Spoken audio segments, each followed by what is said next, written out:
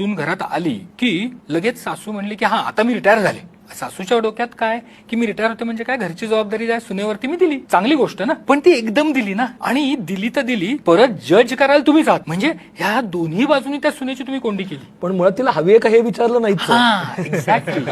नाही, आणि एक्सपेक्टेशन पण त्याच आहेत की मी हे केलं त्याच्याप्रमाणे तू तसंच करायचं. माझी जर भाजी अशी होत असेल तर very second day of the marriage तुला तशीच भाजी आली पाहिजे. कारण माझ्या मुलाला इथून आवडतं ना. problem. आणि माझ्या मुलाला आवडतं. म्हणजे माझ्याकडे काही केसेस अशा आल्या होत्या की ज्याच्यामध्ये ब्रेकफास्ट काय केलाय याच्यावरनं वाद झालेले आहेत. आई म्हणते नाही आज क्या बनाया, ती म्हणते मी पोहे केलं. माझा मुलगा पोहे कधीच खात नव्हता. त्याला मॅगीच आवडते, तू मॅगीच कर. पण तो मुलगा म्हणतोय की मी पोहे खाल्लेत, पण त्याच्यावरनं मग मुलाला पण टोमणे येतं, बायको आली तू बदलला. आपल्याला किती इंटरफिरन्स करायचंय. कितीतरी फॅमिलीज आहेत की ज्याच्यामध्ये इतकं इंटरफिरन्स वाढलेलं आहे, म्हणजे ते त्या फॅमिलीमध्ये बऱ्याचशा डिवोर्सेसमध्ये तेही वन ऑफ द रिझन आहे की ज्याच्यातनं त्या मुलाला किंवा त्या मुलीला स्वतःचा विचार करूनच देत नाहीत. म्हणजे आय हॅव सीन मेनी, कितीतरी आया म्हणतात नाही हो आमचा मुलगा किंवा मुलगी लहान आहे अजून.